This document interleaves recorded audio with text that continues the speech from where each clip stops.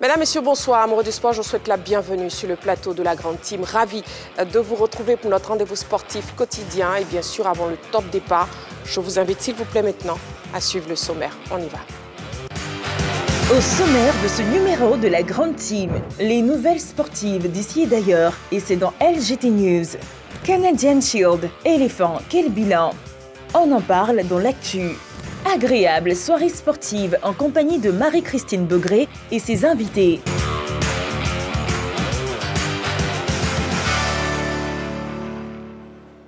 Et voilà la question LGT donc donnée dans le sommaire. Je vous la redonne. Canadian Shield, éléphant, quel bilan? Bien sûr, on fera le bilan de la participation des éléphants au tournoi Canadian Shield. Vous avez pu voir le match hier avec justement la victoire des éléphants sur le Canada, les éléphants de Côte d'Ivoire sur le Canada. Pour nous joindre, vous avez deux canaux, à savoir le téléphone de la 3 dont le numéro est le 27 21 59 93 99, 27 21 59 93 99, et vous avez toujours la page Facebook de la 3. Nous sommes en direct pour 90 minutes, bien sûr, en votre compagnie. Ce soir, encore, je serai accompagné de Roger Stéphane. Bonsoir. Bonsoir, votre micro. Marie-Christine. Gamblé Konaté, bonsoir. Bonsoir, Marie-Christine. Comment vous allez? Merci, ça va, ça va. Coach Et vous? Quadio Georges, tu vas très bien, merci. Merci beaucoup. Coach Quadio Georges, bonsoir. Bonsoir, notre belle Colombe. Comment tu vas? Merci beaucoup. Et vous? Ben, ça va, merci. D'accord, ravi. Et puis ce soir, on aura sur le plateau de la Grande Team Diabaté Lassina, ex-international footballeur ivoirien. Bonsoir. Bonsoir Marie-Christine. Comment vous allez? Très bien. D'accord, ravi de vous avoir. Moi aussi. Allez, donc c'est parti avec la première rubrique de cette émission et c'est LGT News, vous savez. On y va. LGT News. Ouvrons le chapitre football. L'Olympique 47 lance officiellement ses activités.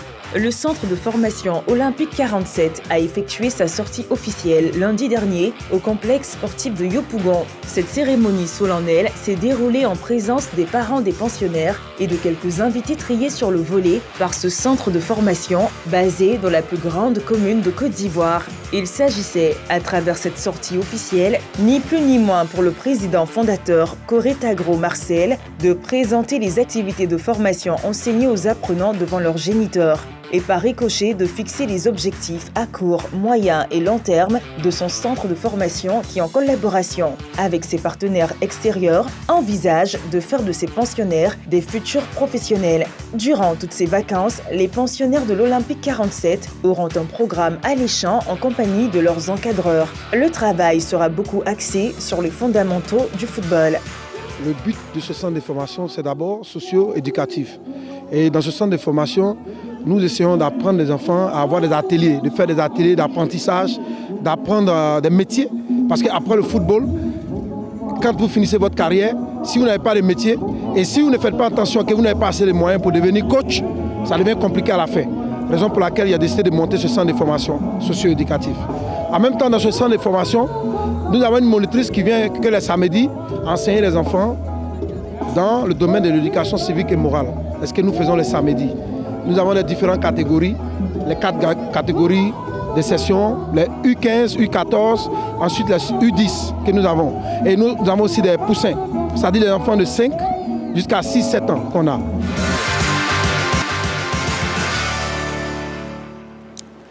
Voilà, nous sommes en direct sur la 3. Vous suivez votre émission La Grande Team. Nous sommes au niveau du débrief des news et on commence avec Gamblé Konaté. Avec lui, on parle tennis. On vous écoute. Absolument. On va dire quelques jours après cette finale entre Yannick Sinner, l'Italien, numéro 1 mondial, et Carlos Alcaraz, qui était le tenant du titre à Roland Garros. Donc il faut dire que Yannick Sinner reste tout de même en numéro 1 mondial malgré sa défaite en 5-7. Une finale d'anthologie parce que c'est la finale la plus longue de l'histoire à Roland Garros et la deuxième plus longue en termes de Grand Chelem. Donc Sinner garde quand même 2000 points d'avance au classement ATP sur son poursuivant direct, Alcaraz.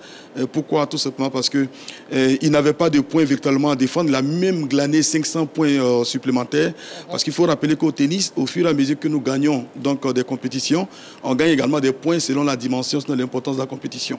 Donc si vous gagnez un Master 1000 ou bien un Grand Chelem, le Grand Chelem a par exemple beaucoup plus de points. Et quand vous êtes tenant du titre, donc vous défendez vos points. Donc Alcaraz était tenant du titre à Roland Garros. S'il gagne le tournoi, il conserve toujours ses points. Alors que Sinner, lui, a gagné beaucoup plus de points parce qu'il a eu un meilleur parcours cette année par rapport à l'année dernière. Il est même sûr d'être tout numéro 1 mondial après Wimbledon, qui est donc le prochain Grand Chelem qui démarre le 30 juin, tout simplement parce qu'en fait, là-bas encore, c'est Alcaraz qui l'a battu en finale à Roland-Garros, qui est toujours tenant du titre. Donc, s'il fait un meilleur parcours, il va grappiller plus de points, le temps d'arriver donc à l'US Open et puis l'Open d'Australie par la suite. Mais attention, à l'US Open, il doit défendre plus de points parce que là-bas, il a eu un meilleur parcours quand même par rapport à 2024. D'accord, Voilà. donc Sinner qui reste donc toujours en tête. Oui, Sinner qui reste toujours en tête. Sinner, il faut le rappeler rapidement, si vous le permettez, qui a quand même battu beaucoup de records. C'est le premier joueur italien à être numéro 1 mondial. Il est le premier joueur également à l'âge de 16 ans à débuter déjà sur le tournoi, en fait, sur le circuit ATP. Et il est surtout le premier joueur qui est né au XXIe siècle à intégrer le top 10 mondial. Et quelle finale? Oui, absolument. Merci beaucoup, Gamblé Konaté. Allez, on va poursuivre donc avec le Sénégal. Oui, le Sénégal qui bat l'Angleterre. Hein. Roger Stéphane, on en parle. Moi, je veux saluer la performance des Lions de la Teranga du Sénégal face aux Three Lions de l'Angleterre, 3-1. C'est Ken qui ouvre le score pour l'Angleterre à la 7e minute. Et puis ensuite vient le récital des Sénégalais. Ça, 40e minute de jeu. Habib Diarra à 62e minute.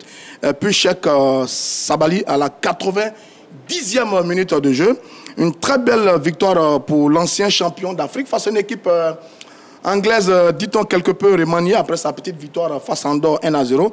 Mais quand même, Harry Kane, le Bavarois, buteur, Rice, l'Arsenal, Saka, Arsenal, Walker, bon, il y avait du beau monde.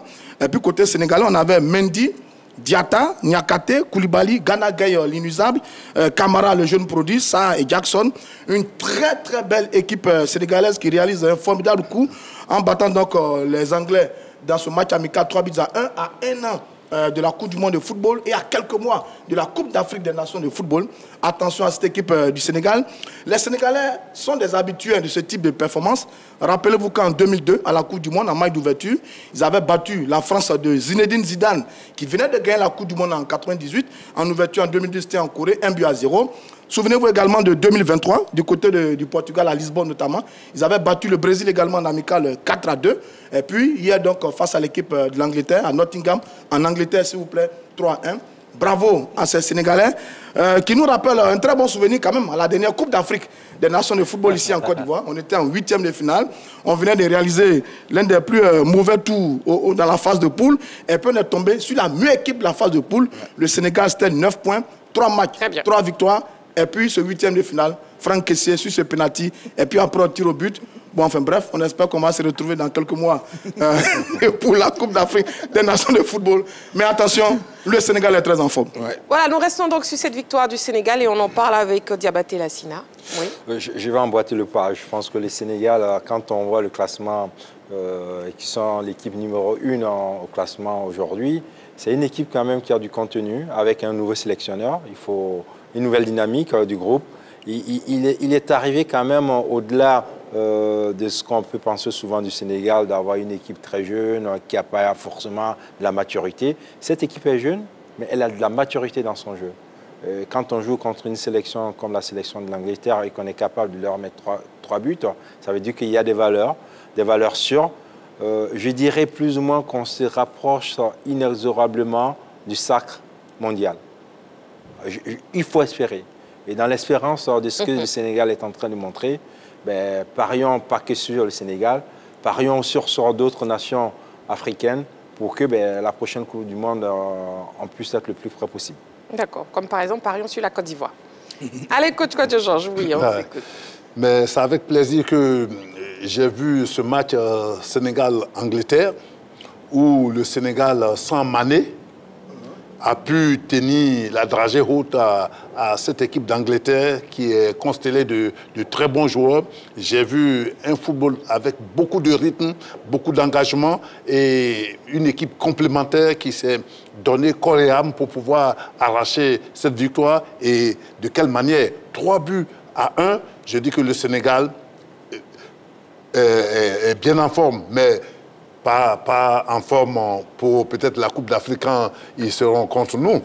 Mais je dis que le Sénégal nous a fait plaisir, a fait un football très chatoyant, un football de compétition. Ils sont allés chercher l'adversaire et ils ont mis ces 3 buts. Et donc, il faut les féliciter et dire que vraiment, ils ont un projet d'Africains. Ils ont un projet de Sénégalais. L'entraîneur, c'est un Sénégalais. Et ça, depuis que ça fait près de 10 ans maintenant qu'ils n'ont plus eu affaire à des Européens. Ils sont avec leur... Il y a Aliou Cissé, maintenant pas Aliou Cissé, voilà, pas d'eau. Donc, il faut compter avec le Sénégal qui vit Sénégal et qui gagne des grandes nations. Je pense que c'est une leçon pour beaucoup d'équipes. Merci beaucoup, coach Kwadjo Georges. Allez, on va marquer une petite pause, amoureux du sport. Vous ne bougez surtout pas, juste le temps de la publicité. On se retrouve dans seulement quelques petites secondes pour la suite de notre émission. À tout de suite. Nous sommes de retour sur le plateau de la Grande Team. Nous sommes toujours en direct sur la 3. La question LGT de ce soir, objet du débat, est ainsi formulée. Canadian Shield, éléphant, quel bilan? Et bien sûr, vous pourrez nous appeler tout à l'heure. Je vous donnerai donc le top départ et vous appellerez le téléphone de la 3, dont le numéro est le 27 21 59 93 99. Ou bien, si vous n'arrivez pas à nous joindre au bout du fil, ce n'est pas bien grave. Vous pouvez toujours continuer de nous écrire sur la page Facebook de la 3. Une autre information complémentaire pour vous. La Fédération ivoirienne en assemblée générale le 30 juin prochain. La Fédération ivoirienne de football sera en assemblée générale ordinaire le 30 juin prochain au siège de la Fêtière 6 à Trècheville. L'information a été donnée ce matin à travers un communiqué signé par le directeur exécutif Armand Gourou. Des projets de test d'une importance capitale, selon les termes du DEX, seront soumis à l'approbation des membres actifs. Voilà, donc la Fédération ivoirienne de football en assemblée générale le 30 juin prochain. À présent, nous passons au focus de ce soir. C'est maintenant.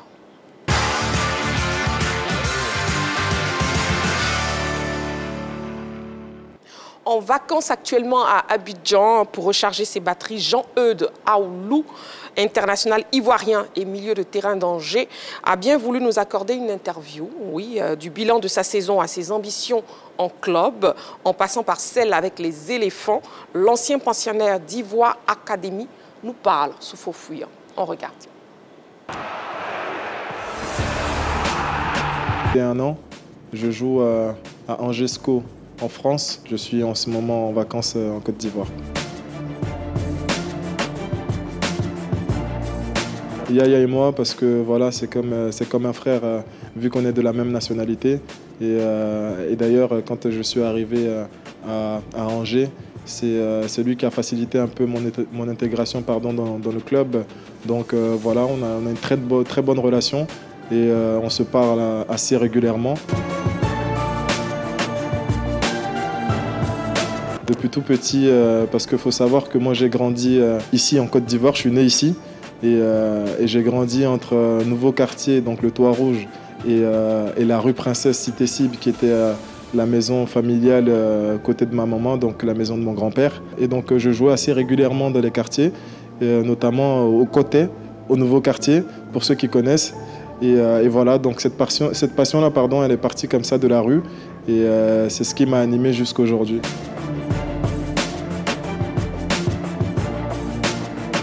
C'était pas évident, c'était difficile de faire accepter à mes parents de me laisser jouer au football quand on sait que l'éducation et surtout le côté scolaire ici et partout même dans le monde pour les parents est super important.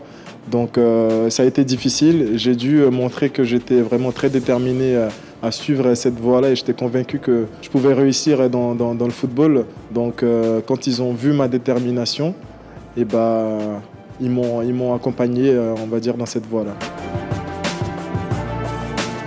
C'est après plusieurs étapes.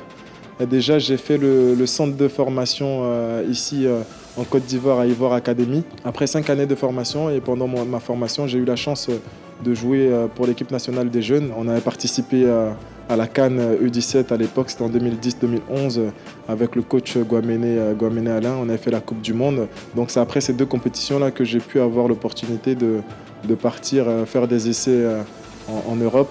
Donc le premier c'était à Schalke en Allemagne et après j'ai eu la chance de partir faire un autre test à Lille où c'était concluant.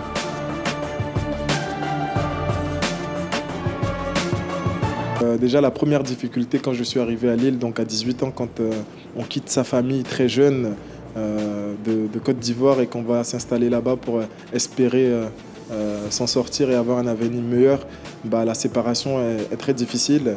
Donc il y a ce côté-là qui était compliqué. Il y a aussi le changement de culture où il faut apprendre à vivre vraiment différemment parce que c'est pas comme ici en Côte d'Ivoire. Et après aussi, il y a cette notion de travail aussi qui a été, où il a fallu s'adapter. Donc ça a mis un peu de temps pour moi, mais voilà, j'ai su prendre le train, on va dire, au bon moment. C'est le club où j'ai tout connu. Je garde un très bon souvenir de ce club-là, avec le Racing Club de Strasbourg. J'ai découvert la Ligue 1, on s'est maintenu. Et voilà, 2 enfants qui sont nés à Strasbourg. Donc Strasbourg et le club et la ville, je garde un très bon souvenir.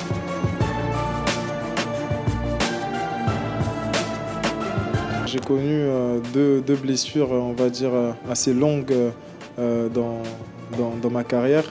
C'était une pubalgie. C'était pas évident à gérer.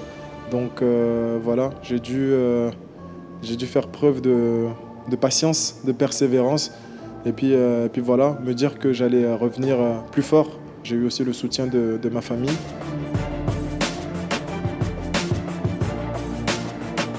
Non, cette blessure ne m'a pas fait douter ni vouloir arrêter. Par contre, dans ma trajectoire, je me souviens, quand j'étais au centre de formation à Lille, quand je venais d'arriver, j'ai fait donc 2 ans en stagiaire et j'ai signé mon premier contrat professionnel à Lille de 1 an. Et après cette année professionnelle, j'ai pas eu énormément de temps de jeu en pro, donc ce qui était normal pour un jeune. Et à l'issue de cette année, j'ai pas été gardé, donc j'ai pas été conservé. Et après ça, il a fallu trouver un club. Surtout que pour nous, les joueurs africains, ivoiriens qui allons à l'étranger, notre contrat est lié à un titre de séjour, il faut le savoir.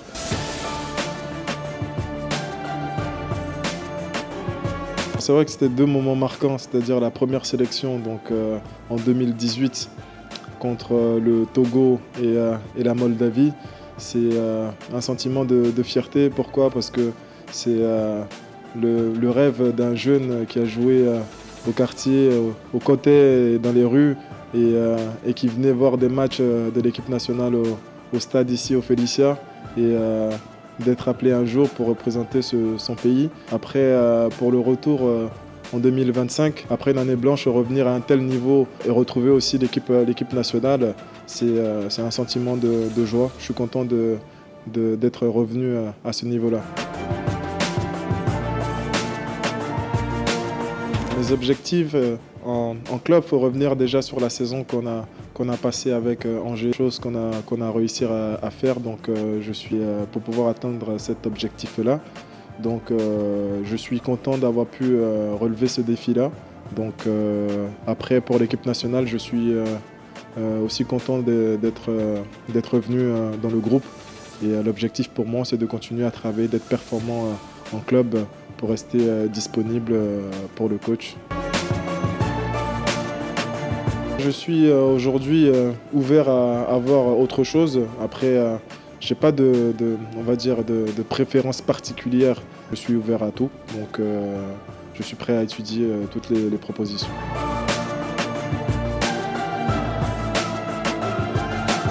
Voilà, j'essaie d'écrire mon histoire, de tracer mon chemin, comme on dit. Et puis après, si mon parcours peut inspirer ou impacter d'autres personnes, c'est tant mieux. Après, pour les supporters des éléphants, merci pour le soutien. Et puis, un mot pour la chaîne, c'est voilà, merci pour cette interview. Voilà.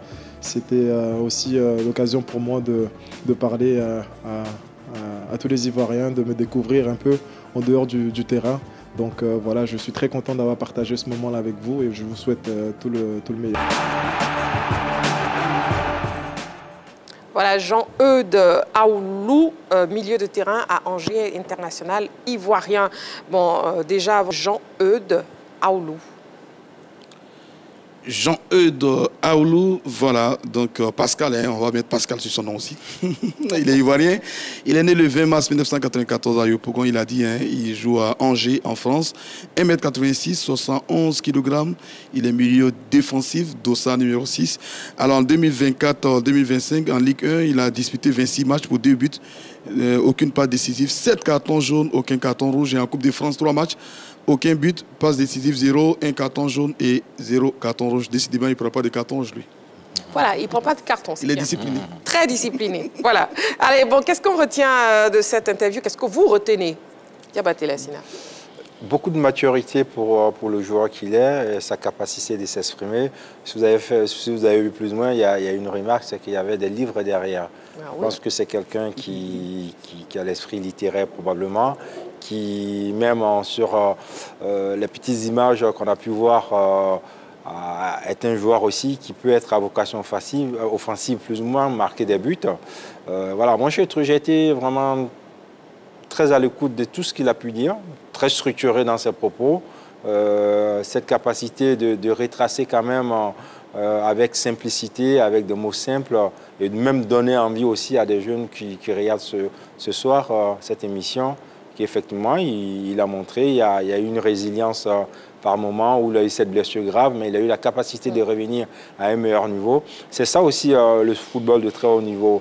Tout n'est pas de manière linéaire. Il arrive d'un moment où les choses peuvent être un peu compliquées, oui. Mais il faut faire le dos rond et revenir à son meilleur niveau. Exactement. Oui, coach Kwadjo Georges. Mais je pense que c'est un garçon que nous avons connu ici, chez M. Ali Baye, à l'académie, où vraiment, avec le coach Carlos, père à son âme, que la terre lui soit légère. Et voilà un garçon qui a progressé, qui, comme lui-même il a dit, un garçon structuré et un garçon qui a une suite dans les idées. Et il a compris qu'il pouvait faire du foot, il a accepté. Je le vois aujourd'hui avec beaucoup de plaisir, avec une grande maturité, qui s'exprime très bien et qui a aussi parcouru un bon chemin, et il a eu quelques difficultés, quelques blessures, il s'est repris et aujourd'hui il est encore dans le lot, il revient en équipe nationale. Ben, je lui souhaite un bon vent parce que c'est un garçon qui est très appliqué dans la vie, qui n'a aucun problème avec qui que ce soit, et je suis content de le voir faire cette interview qui doit donner beaucoup de leçons à tous les gamins, à tous ceux qui l'ont connu.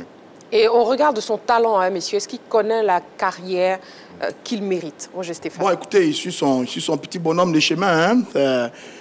Moi, j'ai vu là quelques actions avec ses buts. Il a un très bon pied gauche. Bon, on va dire c'est un joueur moyen quand même. Hein. Ce n'est pas le joueur de type Yaya Touré. Donc, il suit son petit bonhomme de chemin. Il est en sélection depuis 2018. Il a 7 matchs seulement. Par moment, il joue quelques bouts de match. Il a été titularisé, je crois, 1 fois ou 2 fois. Après, il a été remplacé. Bon, il fait sa carrière. Il était présent sur la dernière fenêtre. La fenêtre de mars, il était présent.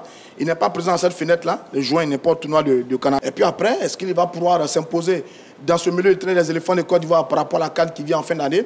C'est autant de questions qu'on se pose. Maintenant, ce mois à venir, on espère qu'il aura sa chance avec Faye MS. Mais je pense que depuis 2018, honnêtement, il n'a pas vraiment réussi à devenir un véritable patron du milieu de train des éléphants de Côte d'Ivoire. C'est un peu dommage, mais il a encore du temps. À 31 ans, il a encore un peu de temps. Oui, Gamble Konaté. Oui, 31 ans, c'est énorme déjà. Hein. Sur 31 ans, déjà, on est en train d'aller vers 1 an, 2 ans encore. Oui, vers la fin. Oui, la concurrence est quand même...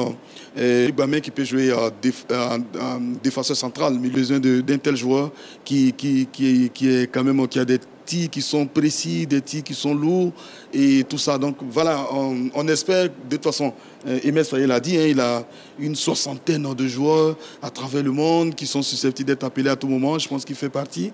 Et donc à lui de travailler dur pour avoir sa chance, pourquoi pas. Est-ce qu'il sera là en septembre, comme Roger Stéphane l'a dit? Bon, nul ne sait de quoi demain sera fait. Et Messi aussi nous surprend toujours avec des listes qui sont souvent avec des joueurs, 1 ou 2 joueurs par surprise. Mais bon, on lui souhaite quand même le meilleur. Il s'estime très bien. Ça, je voulais une fois de plus le relever. En plus, il est très structuré. Il a eu un parcours inspirant. parti des rues d'Abidjan, il a joué au foot, Ivoire Academy, il joue dans la sélection nationale de sa qu'il va aller maintenant du côté de l'Angleterre, pourquoi pas. En tout cas, c'est un parcours inspirant et ça donne l'exemple aux plus jeunes. Il faut jouer sérieusement au foot, se faire donc recruter ici, se faire remarquer positivement ici, et puis avoir la chance d'aller jouer à l'étranger, plutôt que de trouver des voies détournées, des raccourcis pour aller en Europe. Non, ce n'est pas la bonne manière. Il faut faire comme Aoulou, donc faire ses preuves ici, pourquoi pas au niveau des sélections nationales de sa catégorie, et puis avoir la chance, pourquoi pas, d'être recruté d'aller ailleurs. Et au niveau des éléphants, coach Kwadjo-Georges, vous ne le voyez pas comme la véritable doublure de Franck Kessié? Oui, moi je le vois comme moi-même, je l'appelais à l'époque Rodondo parce que c'est un très bon pied gauche qui est très très lucide, qui donne de très bonnes balles, de très bonnes passes, qui joue box to box. C'est un très très bon joueur. Et je pense que là, ce sera une bonne doublure si on l'appelait. Bon, maintenant, Faye, il a du monde, mais il il faut dire que c'est un très très très bon footballeur. Moi, je l'ai vu, j'ai été avec Ali Baye à sa formation. J'ai été avec coach Carlos, je l'ai suivi et j'ai vu comment il a progressé. C'est un garçon qui peut apporter à l'équipe nationale de Côte d'Ivoire. Et la même question pour Diabaté Lassina. Quand un sélectionneur fait appel à des joueurs, c'est qu'il pense que ces joueurs ont des qualités. J'estime qu'aujourd'hui, le groupe se dessine, le groupe de la sélection se dessine. Il ne va pas forcément beaucoup bouger parce qu'on a l'échéance de la Coupe d'Afrique qui arrive très vite. Il a encore une fenêtre de possibilité d'intégrer, mais si le mois de septembre arrive et qu'il n'est pas dans le groupe, je pense qu'il fera l'impasse sur la sélection. Parce qu'aussi, il a des objectifs, comme il a dit. Il a ouvert à toute possibilité de transfert possible. Et ce qui arrive souvent quand on est transféré, soit on est capable de s'imposer rapidement et au cas, le sélectionneur a la possibilité de vous piocher, ou quand vous êtes en difficulté, il fait l'impasse sur vous et il passe à autre chose. En tout cas, le focus de ce soir était donc consacré à Jean-Eudes Aoulou, international ivoirien, milieu de terrain à Angers. On va marquer une petite pause. Vous ne bougez surtout pas. C'est juste la publicité, juste quelques secondes. On se retrouve tout de suite. Allez.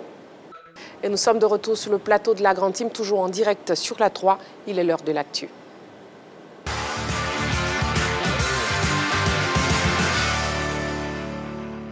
Bien sûr, on ouvre le téléphone pour vous permettre de participer à l'émission. Je vous redonne le numéro. C'est le 27 21 59 93 99. La question LGT, Canadian Shield, éléphant. Quel bilan? Le parcours des éléphants au tournoi Canadian Shield s'est achevé par une victoire au tir au but face au Canada. Après un score de 0-0 au terme du temps réglementaire, quel bilan peut-on dresser de la participation ivoirienne à cette compétition? Ce sujet de la rédaction nous donne les premiers éléments de réponse. On regarde. Voilà, Canadian Shield, éléphant, quel bilan? C'est le sujet donc de l'actu de ce soir. Déjà, pour mieux mener notre discussion, je vous propose de voir le bilan statistique des éléphants et le classement final du tournoi Canadian Shield. Et ce bilan dit que nous avons disputé 2 matchs, aucune victoire, un match nul, une défaite, clean sheet, oui, un clean sheet, puisqu'on n'a pas encaissé de but face au Canada. 0 but inscrit, 1 but encaissé, nombre de joueurs utilisés 21, moyenne de possession 63%, 23 tirs, 10 tirs subis, voilà, 5 tirs cadrés et un seul tir cadré subi. Et là, nous avons les statistiques des éléphants, toujours avec les arrêts du gardien, aucun arrêt des gardiens adverses, 5 bien sûr, 10 corners, 4 corners subis, 32 fautes, 29 fautes subies, 5 cartons jaunes et 7 cartons jaunes adverses. Le classement final à présent, le premier c'est le Canada, le pays hôte avec 4 points plus 2. Deuxième, Nouvelle-Zélande, 3 points plus 0. L'Ukraine est en 3e position avec 3 points moins 1. Les éléphants ferment la marche en 4e position avec 2 points moins 1. Voilà donc le bilan statistique des éléphants et bien sûr le bilan aussi Canadian Shield, classement final. Voilà les 2 matchs des éléphants que vous avez pu voir bien sûr en direct sur la 3, à savoir le match face à la Nouvelle-Zélande et aussi le match hier face au Canada avec la victoire des éléphants de Côte d'Ivoire. Canadian Shield, quel bilan global dressez-vous de la participation des éléphants? Nous allons commencer avec Roger Stéphane. Écoutez, moi j'ai quelques points de satisfaction. Le premier point, c'est qu'il n'y a pas eu de grand bouleversement dans le 11 de départ, contrairement à l'équipe du premier match face à la Nouvelle-Zélande. Il y a eu 2 changements. Gakpa qui a été mis dans l'axe, habituellement latéral gauche qui a joué libéraux dans l'axe, et Giacom Parfait en numéro 10. Voilà les 2 changements. Akpa ou bien Gakpa? Akpa. Clément Akpa. Oui, Akpa Clément, oui. Akpa Clément. Latéral gauche qui a joué dans l'axe libéraux, et Giacom Parfait qui a joué meneur de jeu en numéro 10. Donc, Faye a compris qu'il ne fallait pas trop démembrer l'équipe parce que sur le match précédent, c'était vraiment la catastrophe. Donc, il y avait une ossature, des joueurs qui se connaissaient. Ça, c'est une bonne chose. Deuxièmement, c'est la réaction des joueurs. J'ai vu qu'il y avait la révolte des garçons. Après le mauvais match face à la Nouvelle-Zélande, il y avait une envie de bien sortir de la compétition face au pays organisateur qui est donc le Canada, de l'envie, de la volonté, une très bonne qualité de jeu collectif, quelques très belles individualités. Oui, c'était pas mal par rapport à la première journée. Troisième élément de satisfaction, c'est l'assurance et la qualité de jeu des cadres, les cadres de l'équipe. Alors, ils sont encore très bons pour le service, hein. Attention. Ghislain Conan, Sangaré, Kessé et Pépé ont démontré de très belles choses. Il y a un moment où tout le monde parle des nouveaux, il faut les essayer, etc., etc. On a mis des anciens, ils ont assuré, ils ont apporté du coffre au jeu des éléphants de Côte d'Ivoire. C'est très bien. Il y a ces cadres-là un peu plus âgés. Et il y a les jeunes cadres que sont Kosonou et Sengo qui se sont également bien battus dans le match. Ça, c'est très bien. Maintenant, ma force note, c'est l'inefficacité offensive. L'inefficacité offensive, on a joué 2 matchs, 180 minutes, on n'a pas inscrit de but. On a eu beaucoup d'occasions, on n'a pas concrétisé, on a dominé et on n'a pas gagné pendant 90 minutes. Mais ça, c'est inquiétant. Ça, c'est inquiétant. Face à des équipes modestes comme la Nouvelle-Zélande et le Canada, se créer autant d'occasions de but et ne pas les concrétiser, c'est un danger. Parce que plus tard, si vous jouez l'Argentine, le Brésil ou l'Allemagne, vous n'aurez pas 10 000 occasions de but comme c'était le cas. Donc si maintenant on ne prend pas l'habitude de mettre les occasions quand elles viennent, après on va être en difficulté. Donc globalement, sur le deuxième match, on peut peut-être se satisfaire, mais quand même reconnaissons qu'on a joué face à 2 modestes formations. La Nouvelle-Zélande, ce n'est pas la mer à boire. Le Canada, une équipe fortement remaniée. Mais retenons que les éléphants se sont battus, comme l'a dit FAMS, pour sortir par la grande porte. Et on est vraiment sorti par la grande porte. On a fait un match plein, match intéressant, avec de bonnes individualités. Maintenant, après, il faut corriger la qualité offensive de notre équipe nationale. Mais sinon, sur ces 2 matchs, pour la deuxième rencontre, il y a quelques petites notes de satisfaction. Très bien. Nous avons un appelant, M. Kofi Sylvanus. Il nous appelle de Yopougon. Bonsoir, M. Kofi Sylvanus. Bonsoir, madame. Bonsoir à toute l'équipe de la Grande Team. Voilà, bienvenue sur le plateau. Et puis, on vous écoute, Canadian Shield. Éléphant, quel bilan? J'ai retiens que pour ces 2 matchs amicaux, globalement, moi, je suis satisfait de la prestation des éléphants. Il faut noter que l'équipe a été remaniée pratiquement à 70 à 75% de son effectif. Oui. Mais pour ces 2 rencontres que moi j'ai eu pris plaisir à suivre, surtout celle d'hier, je pense que l'équipe a quand même des âmes. Il y a quelques individualités que moi j'ai pu relever, mais dans l'ensemble, je pense que le jeu d'équipe n'est pas à balayer du revers de la main. Le coach a tenté de mettre quelque chose en place. On n'a pas eu assez de temps pour que la mayonnaise prenne. Et je pense que si on continue à long terme sur ce projet-là, avec des joueurs qui font les premiers pas et qui n'ont pas été aussi mauvais que ça, parce qu'il y a des positifs à retirer de cette équipe à la longue. Très bien. Merci beaucoup, M. Kofi Sylvanus. Merci. Merci pour votre participation à l'émission. Canadian Shield, éléphant, quel bilan? Gamblé Konaté, on vous écoute. Moi, je ne suis pas satisfait. D'accord.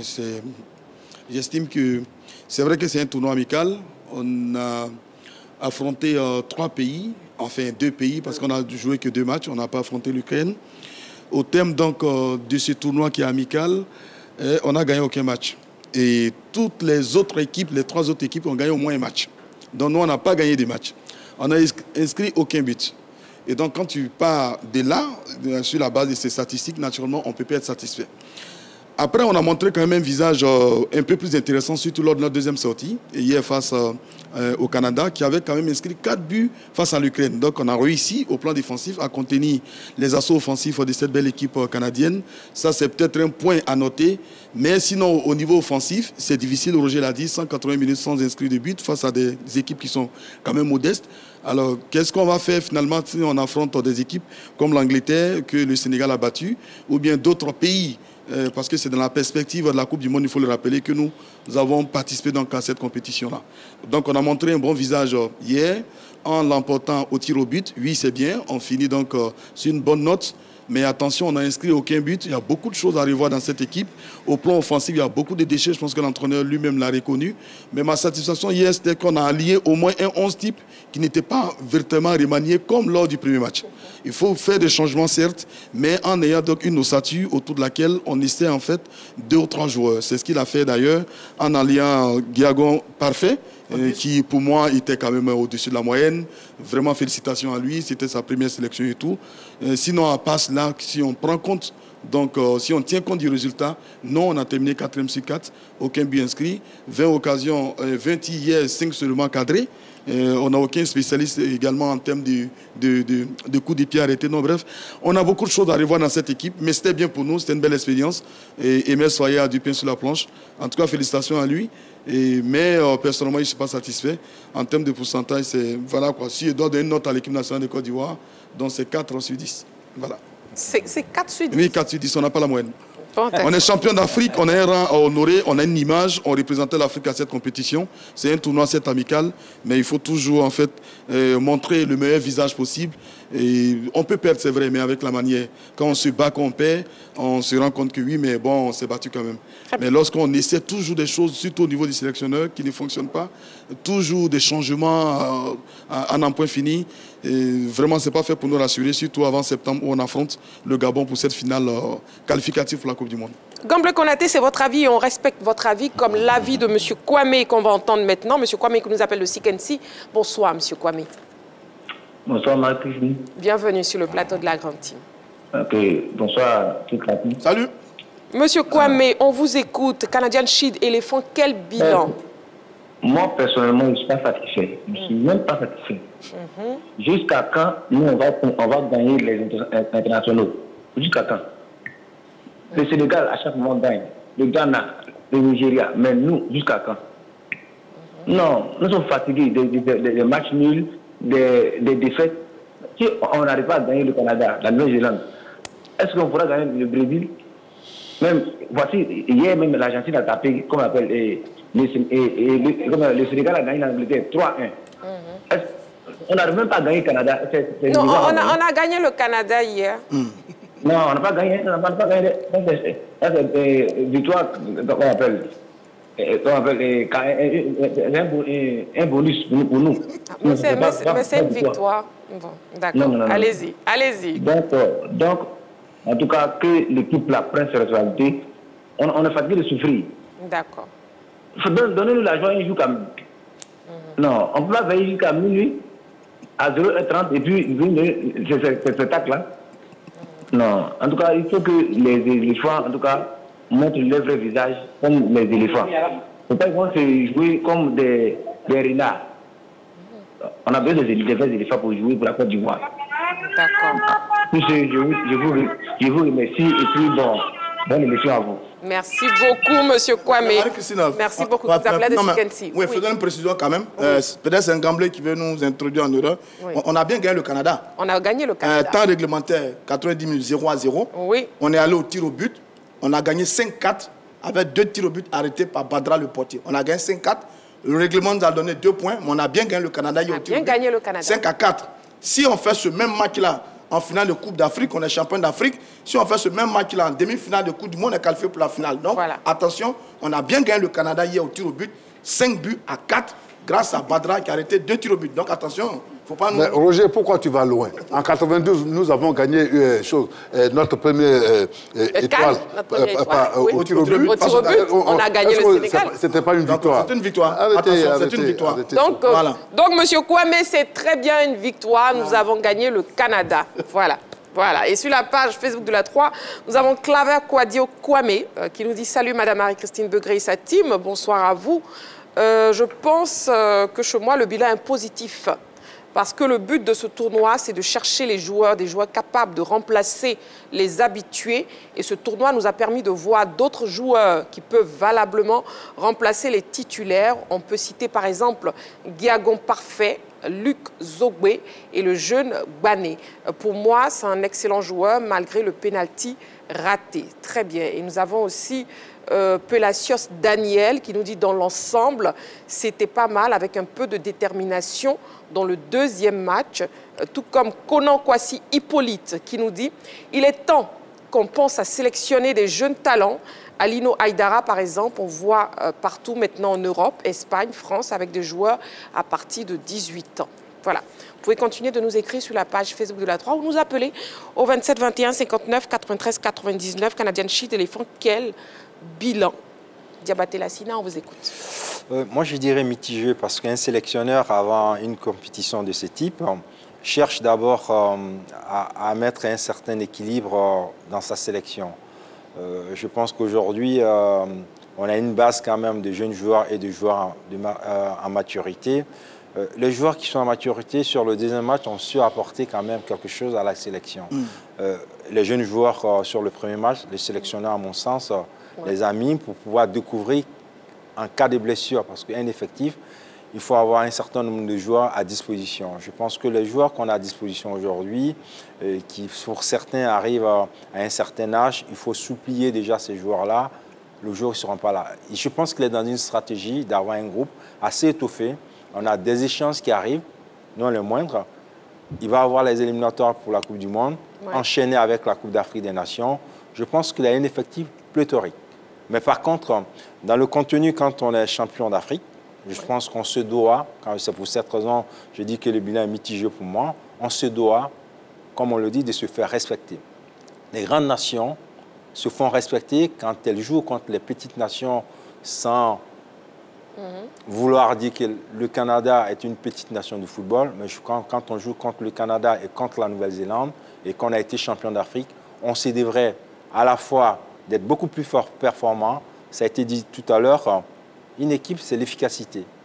Le contenu du match peut être ce qu'il est, mais l'efficacité doit être présente. Oui. 2 matchs, 0 but marqué, pour moi, ce n'est pas suffisant. Vraiment pas suffisant pour une équipe, une sélection de la Côte d'Ivoire. On se doit, le sélectionneur, à mon sens, de voir un équilibre qui est très important. Quand je dis un équilibre qui est très important, ne pas soit faire jouer des jeunes joueurs en totalité ou des joueurs d'une certaine expérience, faire un mix de ces deux-là pour qu'on puisse se projeter dans un avenir proche sur les 2 échéances, les éliminatoires de la Coupe du Monde et surtout, quand on est le pays détenteur de la Coupe d'Afrique, pour qu'on puisse jouer crânement nos chances au Maroc. Pourquoi pas ne pas aller chercher encore ce trophée continental. Très bien. Nous avons un appelant, M. Quadio Marcel. Il nous appelle de Yopougon. Bonsoir, M. Quadio. Bonsoir, madame. Bienvenue sur le plateau de la Grande Team. Merci et salut toute la Grande Team. On vous écoute. Canadian Shield, quel bilan pour les éléphants, M. Quadio? Le bilan est positif parce que là, moi qui avais appelé la fois passée, il disait que nous qui souvent le match à la télévision, nous souffrons plus que ceux qui sont sur le terrain. Parce que ceux qui sont tensionnés, ils ne tardent pas à prendre un coup. Donc vous n'avez pas eu, votre tension n'est pas montée hier? Non, ce n'est pas monté, parce qu'il m'a fait plaisir. Parce que les remplacements étaient bien. Et puis, ce que je voulais voir sur le terrain, je les ai vus. Donc ça m'a beaucoup fait plaisir. Et je félicite encore l'arrivée de... Ghislain Konan. Ghislain Konan, merci là-bas, monsieur. Parce que Ghislain Konan, il a fait un travail formidable. Et ces gens de personnes en veulent. Parce qu'il faut des gens qui étaient à la défense et puis tenter le ballon à l'attaque. Quand c'est comme ça, ça fait plaisir. Si à les joueurs, ça leur fait plaisir, il allait marquer des buts. Donc c'est ce genre de personnes-là, on peut à la défense. Quand il est rentré, quand il était quand il a débuté le match, il a vu qu'il y a eu un grand changement. Il y a eu un grand changement. Il prend la balle de la défense, il monte. Ça fait que les gens qui sont au devant peuvent récupérer la balle et puis marquer. Donc le bilan est satisfait pour moi. Moi personnellement c'est satisfait. Donc j'aimerais que ceux qui appellent soient un peu indulgents à MS parce que aujourd'hui il y a un langage baoulé qui dit on ne dit pas au copain de bandit que ton bandit est bon. Donc, il faut t'améliorer. Donc c'est de l'encourager. Il ne faut jamais lui dire ce qu'il a fait est bon. On dit qu'il va t'améliorer parce qu'on veut plus mieux que ça. Donc, c'était un peu ma version. D'accord. Merci beaucoup, Monsieur Kouadio Marcel, et merci aussi beaucoup pour ce proverbe baoulé. Voilà, merci pour votre participation à l'émission Canadian Shield. Éléphant, quel bilan? Sur la page Facebook de la 3, nous avons M. Doulourou Soro qui nous dit bonsoir la grande team, bonsoir à vous. Si on s'en tient au résultat, on dira que le bilan est négatif, car on termine dernier du tournoi avec de surcroît 0 but marqué en 2 matchs. Mais si on s'en tient à la vision du coach Faye, alors on pourra dire que le bilan est acceptable au vu du contenu de l'équipe qui n'a que péché à la finition. Et le point le plus important est de voir en situation de jeu tous les niveaux, tous les nouveaux joueurs et ceux qui revenaient de blessures. Ça a été chose faite. Il sait maintenant avec quel joueur poursuivre l'aventure. Merci et excellente suite d'émission. Merci à vous pour votre participation à l'émission, M. Doulourou Soro. Canadian Shield, Éléphant, quel bilan? Coach Kouadio Georges, on vous écoute. Mais moi, je pense que d'abord, dans un premier temps, il faut donner un carton jaune à la Fédération ivoirienne de football. Ah. Parce que oui, le garçon Amad Diallo, qui n'a pas pu rejoindre ses camarades parce qu'il a eu un problème administratif, je trouve que c'est un peu léger. C'est beaucoup même léger parce que c'est un garçon qu'on ne connaît pas très très bien parce que c'est sur 1 ou 2 matchs qu'on l'a vu. Or, en Europe, dans son club, il apporte beaucoup. Il faudrait que ce garçon joue avec cette équipe pour qu'on sache ce qu'il peut nous apporter. Et jusque-là, il devait venir à un certain regroupement. Quand il a eu mal, il est reparti. Cette fois-ci, il a un problème de papier. Moi, ça me dérange un tant soit peu parce que Hermès a besoin de tous ses joueurs pour pouvoir faire ce qu'il veut. Et aujourd'hui, quel objectif il poursuit par rapport à ces 2 matchs amicaux? Moi, je veux le savoir. Peut-être voir un certain nombre de joueurs ou bien, selon son système, les joueurs par ligne, par les 3 lignes, qu'est-ce qu'il veut mettre et quelle animation il veut avoir, ou bien le changement de certains joueurs, les déporter dans d'autres lignes, comment la complémentarité entre les joueurs, qu'est-ce qu'ils recherchent? Parce qu'on n'est pas loin de 2 objectifs. On doit aller en Coupe d'Afrique, on doit jouer pour la Coupe du Monde. Il faudrait qu'il ait ces éléments. Mais moi, j'ai été satisfait par rapport à la première ligne, c'est-à-dire que la ligne de défense avec ce garçon Akpa Clément qui était avec Kosonou, je les ai trouvés extraordinaires. Parce que c'est une paire que je n'ai jamais vu jouer ensemble, mais ce qu'ils ont joué la nuit dernière, vraiment, ça m'a fait plaisir. Et ensuite, j'ai vu qu'ils ont été sérieux. Sortis de balle, calme, et puis ils respectent les consignes. Tu vois un changement de grande balle sur le partenaire au côté opposé, c'était formidable. Derrière, et les sorties de balle, je n'ai pas vu balancer un seul instant. C'est déjà pas mal. Et Kessié qui revenait récupérer et qui sortait sur les ailes et revenir dans l'axe, repartir sur les ailes encore, chercher à faire des centres, je pense que déjà il y a un projet de jeu qui n'est pas mauvais. Ensuite, vous avez des nouveaux garçons comme Bané que j'ai vu, c'est vrai qu'il a fait 2 erreurs. 2 erreurs, c'est quoi? Au premier match, il fait une erreur, il y a but, mais dans sa tenue de balle, dans sa vision, dans son placement, dans sa lecture de jeu, j'ai vu que c'était un garçon d'avenir. Et ça, si le coach sait qu'il a des gens qui peuvent suppléer à certains postes, c'est déjà pas mal. Très bien. Et aussi, c'est malheureux qu'en attaque, vraiment, on n'a pas pu répondre. Une seconde, coach Kouadio Georges, on va poursuivre, on a un appelant, si vous permettez. Je veux terminer après quand vous avez la parole. Merci beaucoup, coach Kouadio Georges, vous êtes un amour. Allez, nous avons un appelant, M. Ngoran. Bonsoir, M. Ngoran. Oui, bonsoir, Marie-Christine. Bienvenue sur le plateau. Vous appelez d'où, s'il vous plaît? Je vous appelle de Bonon. De Bonon. Bonon. Voilà, bienvenue. On vous écoute, Canadian Shield, Éléphant, quel bilan? Ok, pour moi, le bilan, il est très positif. Oui. Ouais, parce que quand on regarde un peu notre entraîneur, voilà, il est à féliciter au fait. Il est vraiment à féliciter.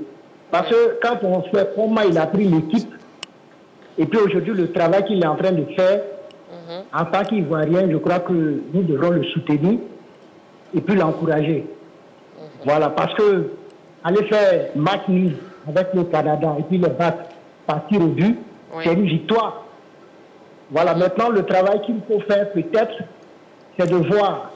Parce que quand on regarde le premier match et puis le deuxième match, il y a une très grande différence. Voilà, peut-être c'est la finition qui nous manque. Et puis, si nous on gagne le Sénégal, mais que le Sénégal, ça va gagner, comment on appelle l'Angleterre. L'Angleterre. Ça veut dire que nous aussi, on peut gagner l'Angleterre. Ça ne peut pas encore arriver, c'est ce qu'il faut comprendre. Voilà, mais ça va venir. Ça va venir. Parce que les garçons que j'ai vu hier jouer, voilà, on peut leur faire confiance. Et puis, il y a encore du temps nouveau. Donc, il faut l'encourager et puis vraiment, le reste va venir. Merci bien. Merci à vous, M. Ngoran. Merci beaucoup pour votre participation à l'émission. Je vais laisser Coach Kouadio Georges terminer. Coach Kouadio Georges qui est déjà dans le fond. Hein. Oui. Déjà, vous êtes sur les prestations individuelles des joueurs. Ah oui, parce que là, il faut dire que les cadors comme Ibrahim Sangaré et puis Kessié ont fait un grand boulot dans le milieu et ils ont bien encadré leur petit qui est Diagon. Sauf que ce garçon, Diagon, je pense qu'il a de la qualité, mais il faut pouvoir donner les balles un milieu de terrain. Il donne de bonnes balles aux attaquants pour qu'ils puissent être en position de tir. Bon, mais il porte un ballon, il se retrouve dans le cadre et il n'arrive pas à tirer au but. Mais ça, aussi, il faut un milieu de terrain doit savoir quand il faut donner le ballon et quand il faut frapper. Et lui, il est dans la surface de réparation, c'est ouvert, il ne frappe pas et il donne. Mais comme c'est son premier match, il faut qu'on soit indulgent, il faut l'aider. Mais en sélection, il faut être performant. Il faut être performant, c'est la performance que les gens recherchent. Et donc, je dois saluer aussi Justin Collan, Kosonou, et puis Luc Zogbe. Sur le côté droit, je pense que c'est un garçon qui a fait un football sérieux et qui a été vraiment performant. Et je pense qu'il mérite d'être là. Il mérite d'être là. Et puis, saluer Sangaré Badra pour son retour à 39 ans, quand même. Voilà un garçon qui nous a sauvés. Il a pris... vous voyez comment il intervient comme un gardien de handball qui sort ce ballon. Pendant que ça fait longtemps quand même qu'il n'a pas joué là avec ses camarades. Et sur les pénaltys, il a été vraiment très bon. Sur la ligne, il a pu arrêter deux bonnes balles qui nous donnent la victoire. Je pense que là, je dois féliciter le coach. Il sait qu'il a une doublure maintenant, quelqu'un qui est quarantenaire, mais quand même qui est bon pour le service. D'accord. Merci beaucoup, Coach Kouadio Georges. C'est moi qui vous remercie de m'avoir laissé parler. Je vous en prie. Allez, le 11 de départ contre le Canada, bon, est-ce qu'il vous a paru cohérent, Diabaté Lassina, le 11 de départ, qui s'affiche actuellement? Absolument. Je pense que le dispositif, déjà, il y a un vrai équilibre avec des joueurs avec une certaine maturité. Et je dirais même, quand on prend cette équipe-là, il y a forcément 7 voire 8 joueurs qui ont participé à la victoire finale lors de la CAN chez nous ici. Ça veut dire qu'à un certain moment, je pense que le sélectionneur aujourd'hui, et c'est une chance pour lui, parce qu'il peut arriver de remporter un trophée majeur avec un groupe et bouleverser complètement. Ce n'est pas le cas. Il a confiance effectivement à ses cadres et surtout ces cadres donnent satisfaction. Je pense qu'il est en train d'incorporer des jeunes. Aux jeunes aussi de savoir que les cadres sont là pour les aider et de faire, comme on le dit, leur job. Là, je pense qu'il y a un vrai équilibre pour le moment. Ça s'est vu contre le Canada. Il va rôder encore son équipe pour que, je le dis encore, j'insiste pour que l'échéance qui arrive, qui est déterminant en septembre, on puisse engranger un certain nombre de confiances. Parce qu'aussi, le football, c'est par étapes. À un certain moment, la confiance, les victoires, enchaînent les victoires. Je pense que MSFA est en train de progressivement, même si certains encore peuvent le critiquer, oui, on peut être exigeant avec un entraîneur parce que c'est notre rôle d'être exigeant parce qu'on veut que l'équipe s'améliore. Je pense qu'on est dans une bonne lignée de progression. Demandons simplement qu'il n'y ait pas de blessures, c'est très important, la fraîcheur physique parce qu'on joue ces compétitions en fin de saison. Ils sont revenus, on n'a pas eu de blessure, ça c'est bien pour le groupe, pour pouvoir préparer l'avenir. Et jetons déjà un regard sur les statistiques du match Canada-Côte d'Ivoire, justement. Voilà les statistiques qui s'affichent à l'instant. 8 tirs côté canadien contre 10 pour la Côte d'Ivoire. Un seul tir cadré côté ivoirien. Possession de balle, les Ivoiriens l'emportent avec 55% contre 45% pour le Canada. Arrêt du gardien 1 côté canadien, 0 pour Badr Ali qui était tout à fait, on va dire, à l'aise dans ses buts. 20 fautes côté ivoirien, 21 fautes côté canadien. Carton jaune 5 côté canadien contre un seul côté ivoirien. Les corners, donc 3 de part et d'autre. Et puis, en ce qui concerne le hors-jeu, 4 côté ivoirien et 2 côté canadien. Voilà, nous avons un appelant, M. Kwasi. Il nous appelle d'Abobo. Bonsoir, M. Kwasi. Bonsoir, madame. Bienvenue sur le plateau de la Grande Team, M. Kwasi. Bonsoir, je salue la Grande Team. Salut. On vous écoute. Éléphant, quel bilan, Canadian Shield, M. Kwasi? C'est un bilan très, très positif. OK. Parce que vraiment, quand nous avons vu les éléphants jouer hier, le premier match, ça nous a laissé sur notre faim. Mais quand nous avons vu les éléphants jouer hier, vraiment, l'équipe est vraiment félicitée.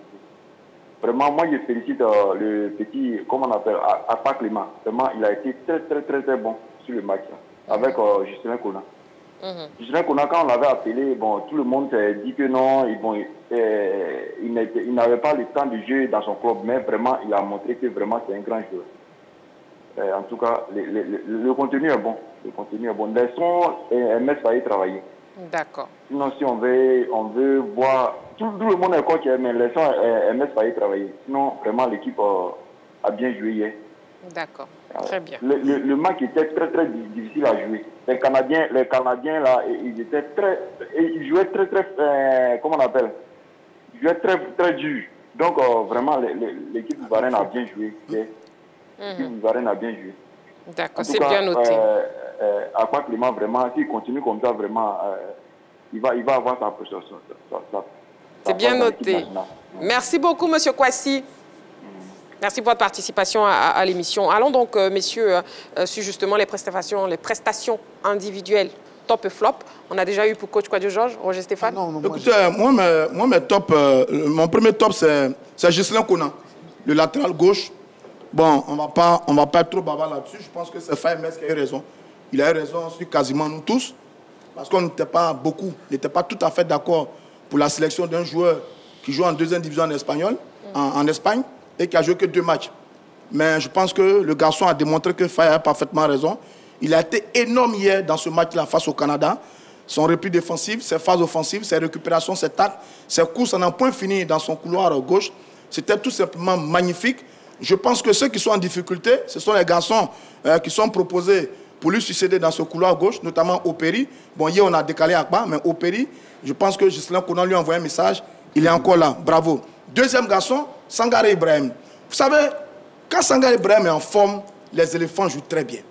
Il faut qu'on, je le répète encore, une fois que Sangaré Ibrahim est en forme, les éléphants jouent très bien. Hier, il était au top, le garçon.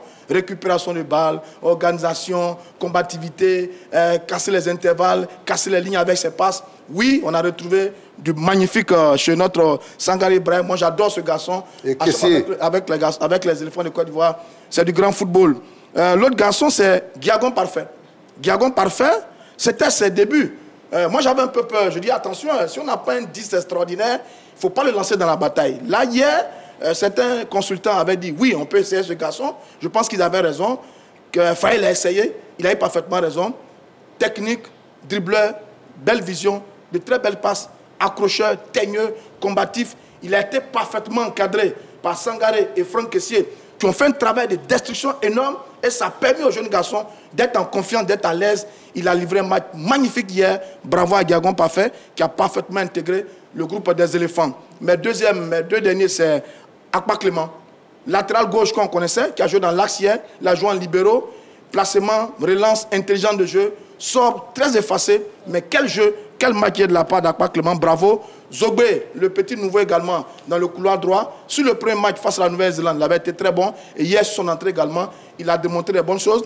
Mais à son désavantage, dans le couloir droit, vous avez Sengo et Guéla Doué. Je ne sais pas ce qui va se passer pour lui, pour l'avenir. Ils ont été très bons, ces joueurs-là. Maintenant, après, mes flops, c'est Evan Guessan.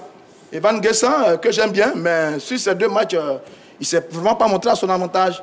Sur le premier match, il était dans le couloir. Sur Nel, il n'a pas été très, très performant. Hier, il a eu la chance de jouer dans l'axe, en l'absence de Haller. Il n'a pas reçu beaucoup de ballons, c'est vrai. Il a beaucoup désonné, c'est vrai. Mais je l'ai trouvé un peu en dedans. C'est un peu dommage pour ce garçon. Lat Emmanuel également, dans le même poste que lui. Lui également, il n'a pas encore réussi à vraiment s'imposer dans cette équipe des éléphants. Ouais. Et puis le dernier, c'est Bané, au milieu de terrain. Je dis Bané parce que sur le premier match, il perd le ballon. Sur la perte de balle, on encaisse le but qui nous fait perdre face à la Nouvelle-Zélande. Hier, sur le tir au but, c'est le même Bané qui a tiré son penalty comme je ne sais pas quoi. Et c'est lui qui a manqué son penalty. Donc, sur ces 2 fausses notes, on est forcément dit qu'il a été un flop. Est-ce qu'il va revenir après? Je ne sais pas trop. Mais il reviendra. Evans, Laté, Bané. D'accord. Parmi les éléphants. Très bien. Gamblé Konaté. Bravo, Roger. Ouais. Alors, il a lu dans mon esprit exactement. Oui, les mêmes joueurs pratiquement. Donc, alors, on ne vous écoute plus, on poursuit. Non. Si, bravo. Allez-y. Voilà. Donc, à tous ces garçons-là, ensuite, on a défense. Alors, si vous permettez, je vais directement sur le flop. Allez-y directement. Alors, c'est le secteur offensif. On n'a pas pu inscrire des buts, malgré, on va dire, une défense qui était présente, des milieux qui étaient également, qui ont joué parfaitement, on va dire, leur partition. C'est en attaque que ça coïncide. On n'a toujours pas cette efficacité offensive. Une chose que Emes Faye, après le premier match, vous vous souvenez, on l'a écouté sur ce plateau, il avait dit effectivement que l'attaque des éléphants pêchait dans la finition. Là où il fallait faire donc, des dédoublements, là où il fallait faire, on va dire, un centre, on ne le faisait pas. Et que c'était des choses sur lesquelles on devait travailler. Donc, hier encore, face à la Nouvelle-Zélande, on a une attaque qui est muette.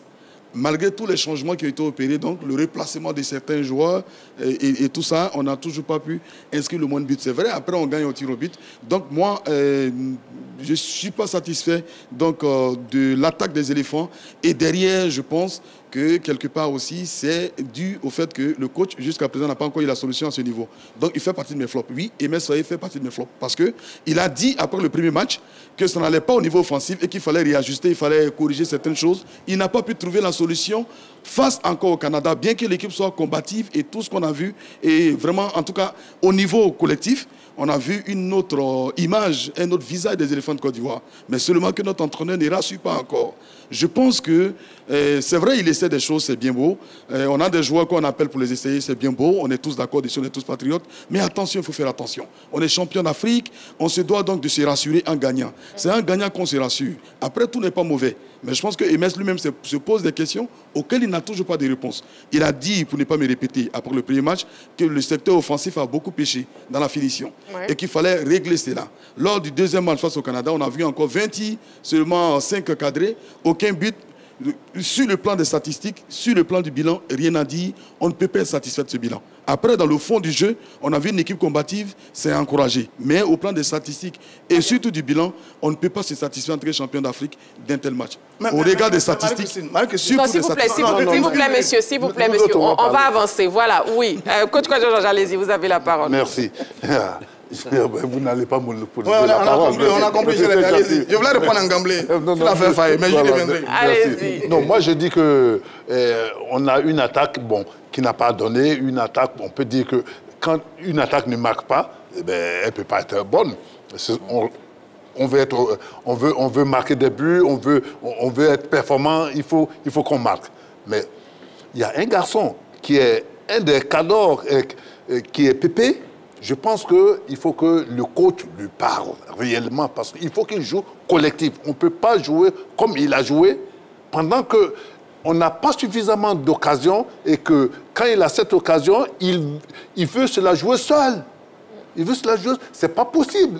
Il y a des gens qui attendent, qui sont là, qui leur donnent le ballon. Il sait le faire. Il a une grosse expérience depuis Bordeaux jusqu'à passer par tous les grands clubs. Je pense que celui-là, il peut être la locomotive à tirer cette attaque-là. Mais quand il a joué, comme il a joué la fois dernière, moi, ça ne me satisfait pas. Mais je ne dis pas qu'il est flop, parce que c'est un garçon qui peut toujours nous apporter. Mais sauf qu'il faut qu'il joue juste simple. Donner quand il faut donner, tirer quand il faut tirer, parce que à lui, on ne peut plus rien enseigner, il a tout vu. C'est à lui de donner maintenant à la Côte d'Ivoire. Et donc, quand vous prenez un garçon comme Guessan, il a de l'avenir. Il a de l'avenir. Et puis, il est interchangeable. Il peut jouer sur le côté comme jouer dans l'axe.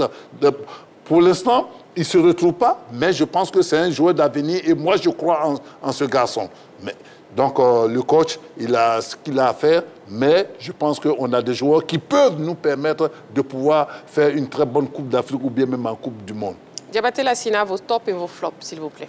Le top, je ne vais pas me répéter aussi. Je pense que Ghislain Collin, par sa fraîcheur, a été capable d'impulser et avoir toujours le jeu vers l'avant. Ça, c'est très important parce que quand on joue moins de matchs, il y a deux raisons. Soit on n'a pas assez de matchs dans les jambes. En ce moment, on est un peu dans la difficulté. Soit on a la possibilité d'avoir un peu plus de fraîcheur. Je pense que la fraîcheur l'a beaucoup aidé quand même à être performant. Franck Kessié, je pense que dans mes joueurs qui sont capables d'apporter une vraie dynamique au groupe, avec la capacité d'être, pour moi, c'est le leader technique de la sélection. Je pense que quand Franck Kessié a cette compréhension du jeu, cette belle lecture du jeu, ça permet de fluidifier quand même le jeu de la sélection. Après, la difficulté réside de qu'est-ce que l'entraîneur veut mettre en place, quel est le plan de jeu qu'il met en place pour permettre aux attaquants d'être efficaces. Ça, c'est autre chose. Lorsqu'on a une attaque avec Pépé qui ne joue pas première intention, c'est très difficile pour que les attaquants soient intuitifs pour venir marquer un but. Parce que c'est une complémentarité. Est-ce qu'aujourd'hui, cette complémentarité permet aux sélectionneurs d'avoir cette efficacité? On en est là. Il faudrait mais rapidement qu'ils trouvent des joueurs complémentaires, capables de jouer première intention pour que les attaquants ne réfléchissent pas qu'ils viennent finir. La difficulté réside à ce niveau. Faye n'est pas encore capable, il n'est pas encore arrivé à trouver des joueurs complémentaires vers l'avant pour être efficace. Il faudrait rapidement qu'il trouve la solution. Une équipe qui n'est pas efficace est une équipe qui ne gagne pas de match. Et quand on ne gagne pas de match, on n'a pas de résultat. Quand on va à une compétition qui va être la Coupe d'Afrique des Nations, quand on doit jouer les chances des éliminatoires de la Coupe du Monde contre le Gabon, on se doit rapidement d'être efficace si on veut avoir des résultats positifs. Et justement, on va écouter le sélectionneur national Emes Faye qui s'est exprimé en conférence de presse après le match contre le Canada. On l'écoute. C'est ce qui me frustre un peu sur ce mini-tournoi. C'est vrai que dans le contenu, je pense qu'on a été la meilleure équipe du tournoi. Après, on a trop manqué d'efficacité pour pouvoir l'emporter, que ce soit face à la Nouvelle-Zélande ou ce soir contre le Canada. Et c'est dommage, mais après, il y a des cycles comme ça. Même quand vous êtes en club, il y a des matchs où vous dominez, vous n'arrivez pas à concrétiser. Donc non, on va continuer à travailler. Dans ce sens-là, on est content du contenu. Maintenant, on va travailler sur la finition pour ne pas être pénalisé. Parce que c'est vrai, dans le foot, quand vous ne marquez pas, vous n'êtes pas à l'abri de prendre un but sur contre-attaque ou sur coup-pied arrêté. Donc on va essayer de corriger cet aspect-là pour les 2 prochains matchs de septembre. On connaît le profil d'Evan, on sait que c'est un attaquant qui préfère partir de plus loin ou qui préfère partir des côtés. Malheureusement, avec la blessure de Seb, on a essayé de le mettre en pointe pour être en point de fixation aussi, ce qu'il a bien fait. Après, je regrette aussi le manque de justesse qu'on a eu ce soir sur les derniers gestes, parce que je l'ai dit, jusqu'aux 25 derniers mètres, on a été vraiment très très intéressant. Et il nous a manqué vraiment ce petit but là qui nous aurait, je pense, permis d'en marquer d'autres derrière. Parmi tous nos joueurs, il y en a aucun qui a déjà participé à une Coupe du Monde, donc ils sont très très motivés pour se qualifier pour la prochaine, surtout qu'on est quand même bien parti. Il nous reste 4 matchs. Si on est sérieux, si on est concentré, je pense qu'on a des chances d'obtenir notre qualification. Donc les joueurs sont très contents, sont très pressés d'arriver à septembre parce qu'ils ont vraiment l'état d'esprit pour aller chercher la qualification pour la prochaine Coupe du Monde. Il y a des soirs, il y a des matchs où vous essayez, vous n'y arrivez pas. Il y a des soirs, il y a des matchs où l'adversaire est plus fort que vous. Ce qui est sûr, nous, en tout cas, on a besoin de nos supporters. Ça nous fait toujours plaisir quand on voit nos frères ivoiriens de tout le Canada, hein, parce que ce n'est pas seulement ceux de Toronto qui sont là ce soir, mais quand on les voit, quand on partage, quand on prend une photo avec eux, qu'on signe leur maillot, on est vraiment content, on est fiers d'eux, on les remercie pour ça. Il y en a beaucoup qui ont fait 5 heures de route pour venir nous encourager. Dans les tribunes, ils étaient certes moins nombreux que les Canadiens, mais ils ont fait beaucoup plus de bruit qu'eux, donc on les félicite aussi pour ça. Et il faut qu'ils sachent vraiment que on l'a vu pendant la CAN à domicile, le rôle des supporters il est très important pour nous et on a besoin d'eux dans les bons moments, c'est sûr, mais aussi dans les moments un peu plus difficiles. Et encore une fois, remercier ceux qui ont fait la route pour venir ici, nous excuser aussi par rapport à ceux qui sont venus samedi et qui sont repartis un peu déçus. Ce qui est sûr, c'est qu'on a donné le maximum pour gagner, pour bien jouer et on a tout fait pour ne pas qu'ils soient déçus d'avoir fait le déplacement. En tout cas, on s'en excuse pour ceux qui ont été offensés par rapport à ça, mais je pense que ce soir, on a quand même donné une bonne réponse à nos supporters et qu'on a rendu fiers nos compatriotes qui ont fait le déplacement pour nous encourager. Voilà les propos donc du sélectionneur Emes Faye. La grande team de ce soir, c'est terminé. Merci beaucoup, messieurs. Merci Roger Stéphane. Merci Gamblé Konaté. Merci beaucoup. Merci coach Kouadjou Georges. Merci notre Colombe. Je vous en prie. Merci Diabaté Lassi. Merci Marie-Christine. Merci à vous, amoureux du sport. Rendez-vous est donc pris demain en direct 20h30. D'ici là, prenez soin de vous. Et n'oubliez pas, faites toujours du sport.